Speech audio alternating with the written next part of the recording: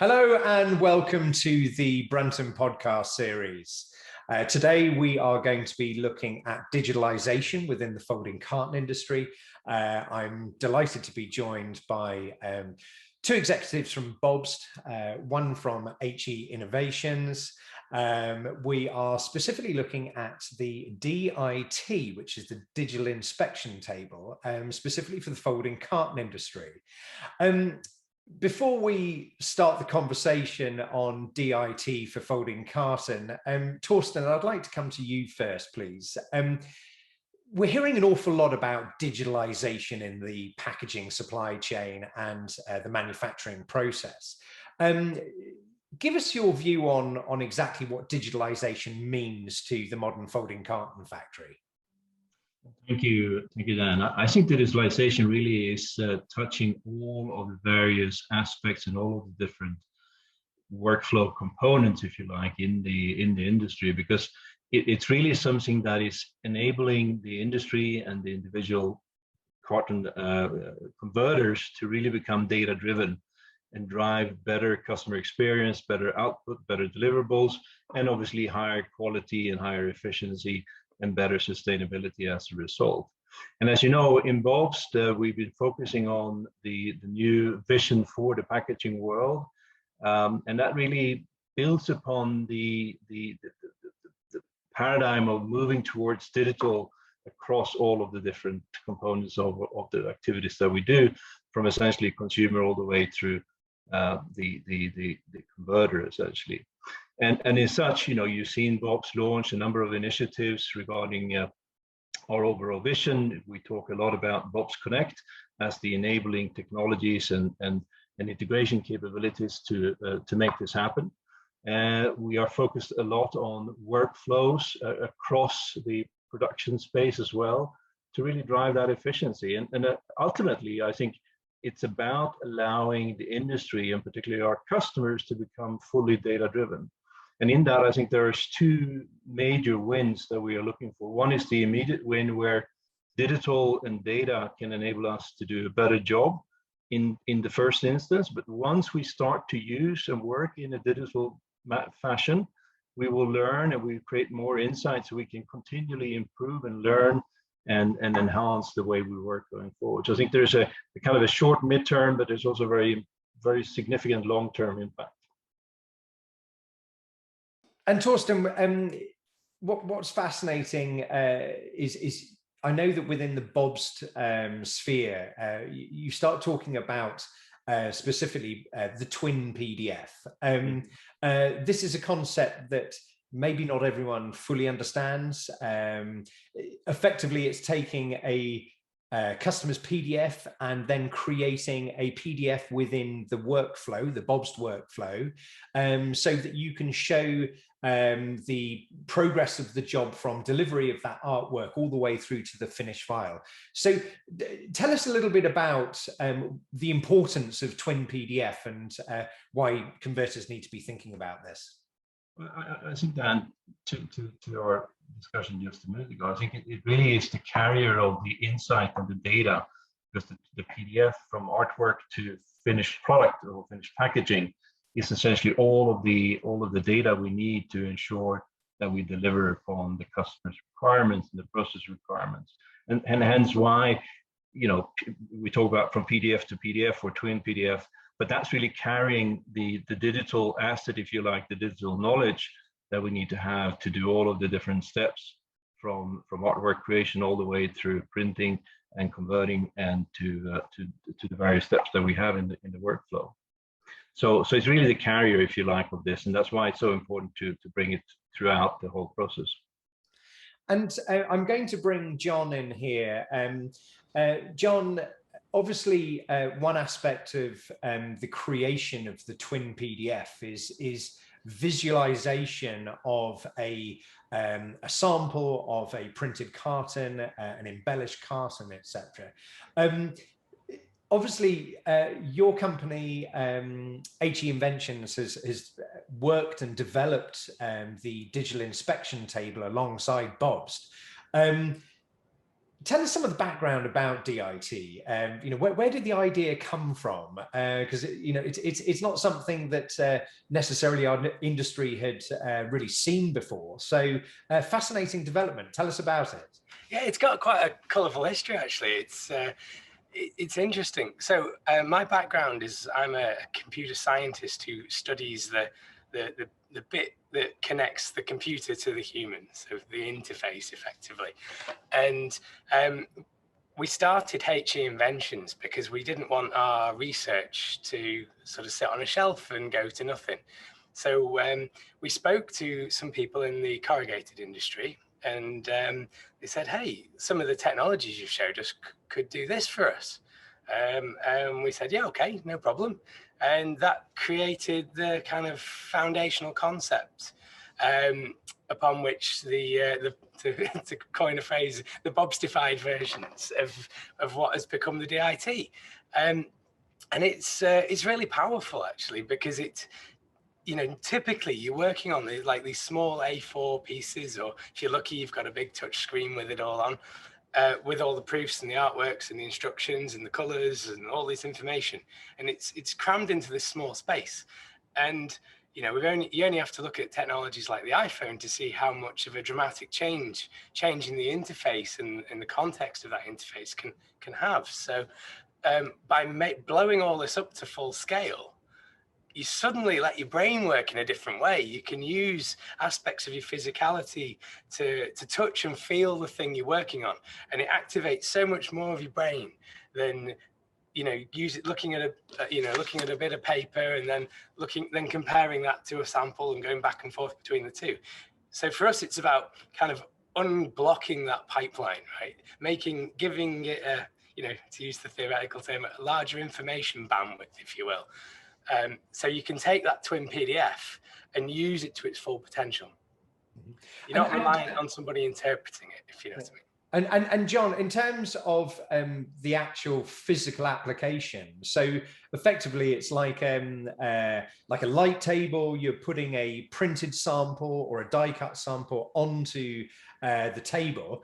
Tell us about some of the individual items that it's looking at, whether it's print, die cut, embellishment. Tell us about some of the solutions that it's looking at.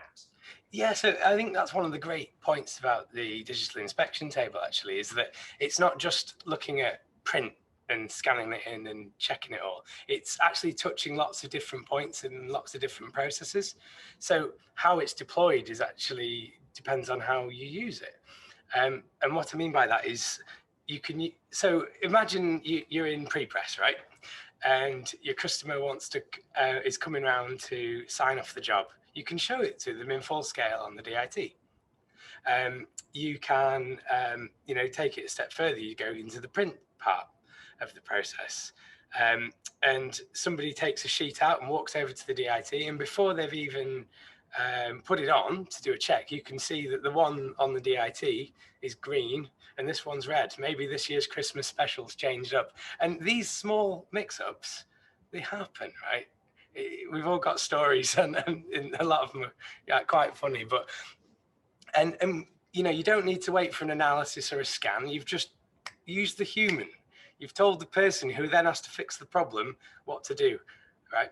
Now, the DIT in the background is tracking all of this data, right? So it's doing the clerical bits that machines are really good at and letting humans do bits that humans are really good at, like making great boxes, because there's a talent to it, there's a craft, and it wants to nurture that. So then you go into the next stage and you do some embellishment, or you maybe put some varnish on, or you go to a different print process, and you can view these different aspects to make sure that they're all registered up correctly. You can get in a microscope to make sure that for example, the varnish reservation is in the right place. But crucially, you can take that data and log it in the DIT. So it's not just a tool that's making you do your setup faster and your quality higher. It's also tracking what you're doing. So you're able to then, as a quality manager or a production manager, go back and reflect on that process. So, you know, rather than just sticking up a sign that says, you know, barcode audits will be done every Friday, they're done all the time for you by this machine. And it's taking less stress out of the job and letting you focus in again on making great boxes. So then you go a bit further and you say, let's go into cutting and creasing. You can combine it, for example, with Ceto Creasy to go around and mark out where it should be scanned, and then sling those results straight into the report so the customer can see that the creases were up to tolerance when it went out. And also you can flick on the backlight to make sure all the waste's been ejected properly, to see all the nicks. We've actually got also in there a low angle Braille light, which was, kind of a bit of an experiment for us, but it's had such a big impact, where you cast a low light across the sample so you can see the quality of all of the embossing and the creasing to make sure it's all in the right place. And of course, at this point, I've completely forgotten to speak about the fact that we're projecting down what it should actually be there all the time. So you don't need to go grab a ruler or a tape measure, because you've got an accurate projection right in front of you on the thing you're trying to measure. So all I have to do as a human is go, is that crease the right, got the right tool in, and is it in the right place? And that takes me no time at all. So yeah, basically it touches all these cool points along the process, whether it's embossing, foiling, cutting, creasing, printing, finishing, and creates data, creates a history alongside each twin PDF, and helps you do the job while you're at it. So for us, it's a really cool tool, and it can really have a big impact.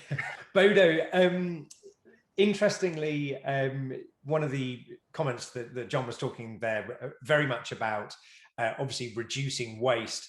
So obviously sustainability has come back onto the agenda for brand owners since since the sort of the pandemic, as it were. But what has been some of the feedback from some of the early adopters of DI2 in terms of how have the end users really embraced and worked with the converters using DIT in terms of sustainability arguments, because obviously sustainability means less waste, particularly at a time where we're struggling to get raw materials into the folding carton factories.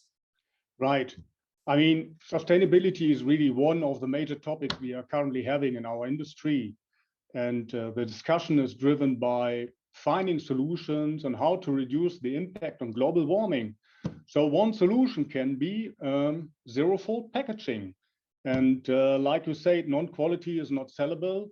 Non-quality simply means waste of resources, waste of energy. So we can all agree on that non-quality is not sustainable. So the DIT has an impact on quality and sustainability. And of course, if the converters can assure quality, this creates confidence towards the brand owner and the end consumer. And Torsten, I'd like to come back to you, please, because I just really want to carry on with this theme of digitalization. Obviously, the DIT specifically now for folding carton gives an awful lot of data to the folding carton converter. That could be seen as quite daunting for some converters, maybe those who are in the process of upgrading equipment, maybe putting in new presses. But obviously at the heart of this, it is really data, isn't it? So we need to also be looking at the MIS, we need to be looking at all the reporting tools. It's not just a case of putting in a DIT for folding carton and that's solving all the problems, right? No, absolutely, you're right. And it's about data, as you say, but data essentially becomes insight. Data becomes knowledge. And knowledge is what we want to drive and accelerate as we go forward. And I believe, very strongly that the DIT, as an example of digitalization, is really great manifestation of the BOBST vision, because what digitalization does, and essentially this is software developed or software-driven innovation, if you like, it really helps us to accelerate innovation so we can do more quicker and with more precision and more purpose, I think, but also allows us to really understand what customers needs. And I must say, we've been really privileged and blessed in the work we've done since we launched the first DIT back in 2018, to really have the opportunity to work closely with customers, understanding what exactly do you, Mr. or Mrs. Customer, need in addition to what you already have from the DIT solutions we provide. And this has enabled us to launch what we call the Continuous Innovation Delivery Program, which is essentially an innovation framework where we listen very carefully and very attentively to what customers need. And then we translate that need into innovation, meaningful innovation that customers can use very quickly thereafter.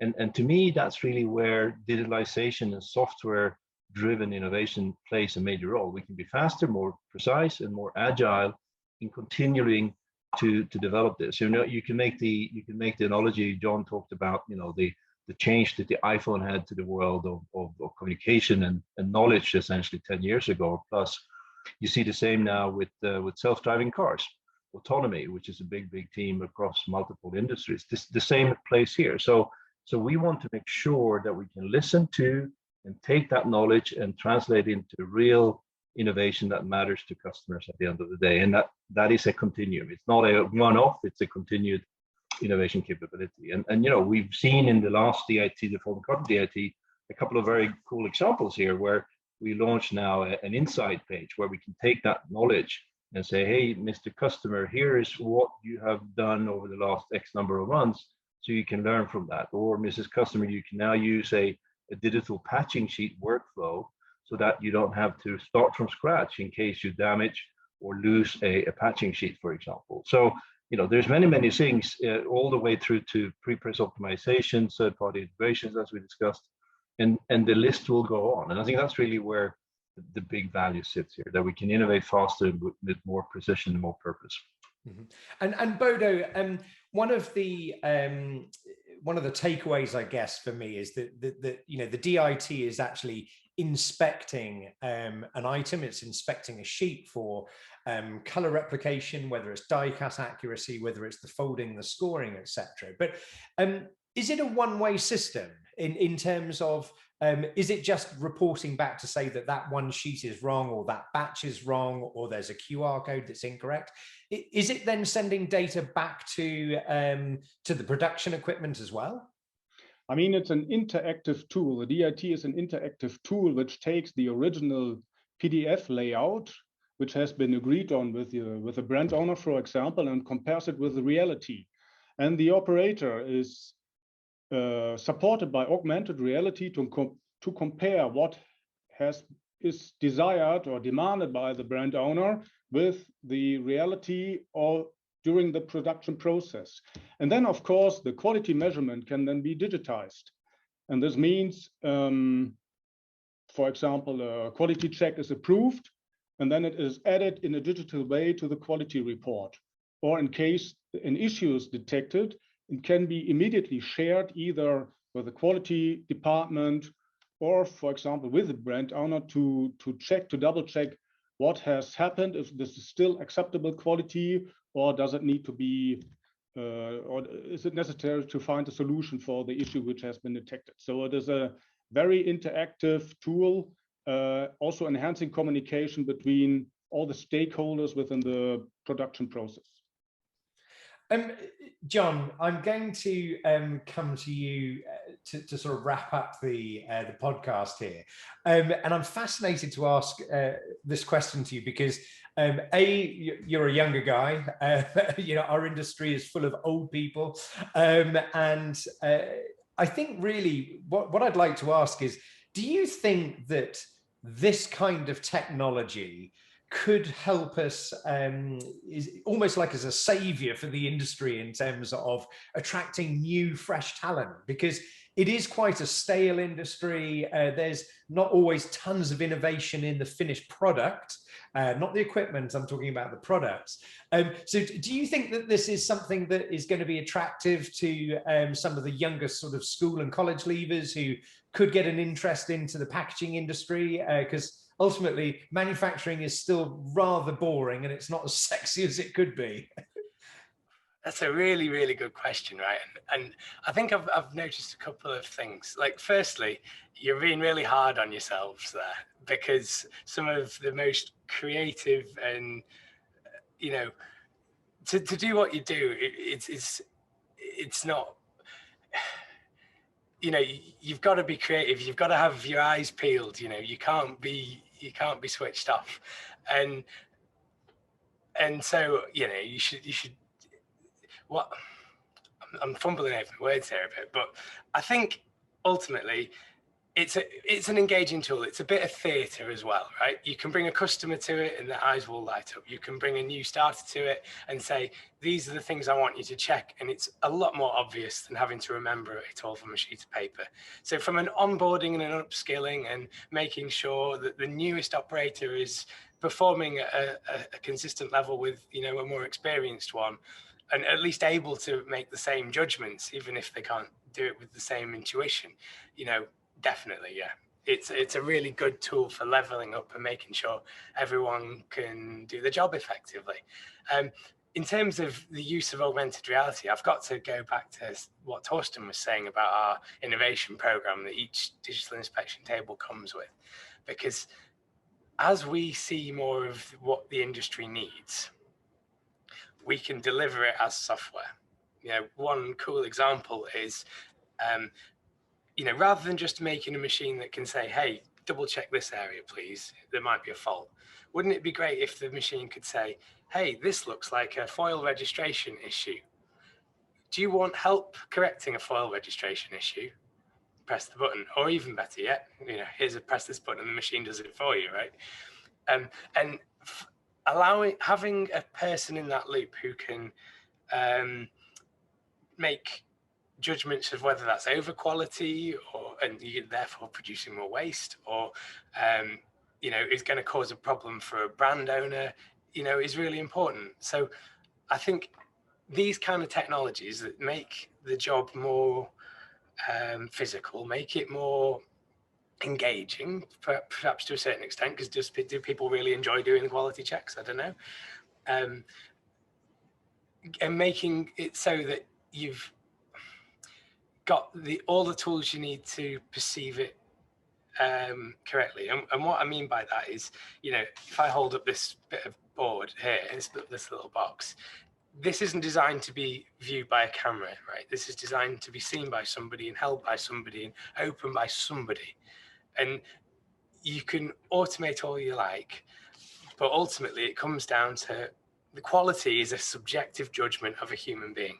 And by making it a more interesting process and a more consistent process and a more engaging process for people who are actually doing the jobs, I think that we'll get higher quality and less waste, I think. So it will help. And Torsten, one of the things that we were just talking about there, and John was talking about almost de-skilling. So effectively what we're doing here is we're giving a folding carton converter the tools with which to ensure highest quality, lowest waste, maybe with skill sets that are on the decline. Mm-hmm. Yeah, and just to tie back maybe to your prior question, Dan, I think you know, the DIT and digital allows us to really continually learn and upskill, and in so doing, I think the work to be done becomes more engaging, more interesting, and you can do more because you augment your capacity that you have in your brain with what the capacities of the machine, and the two together really can do something that you couldn't do before. And that will attract, again, back to your comment before, that will attract other people, I think, in the future to work and continue to drive this innovation forward, right? So digital, I think, is really about using the capacity of the individual, the human, as John said before, to a very engaging and to an optimal way, but then scale it out where the machine can do stuff that the human is not normally doing. So I think it's really fantastic engagement between human and machine in a way, and it has a huge potential going forward. Great. Well, gentlemen, thank you so much indeed. It's been wonderful listening to the reasons behind the development of DIT. Obviously, great to see that it's now being rolled across multiple fiber-based packaging applications, corrugated and cartonboard. Obviously, in the age of sustainability, we're looking at zero waste, zero fault packaging. So the latest development from BOBST, thank you very much indeed. And we wish you all the best with the rollout of the DIT for Folding Carton.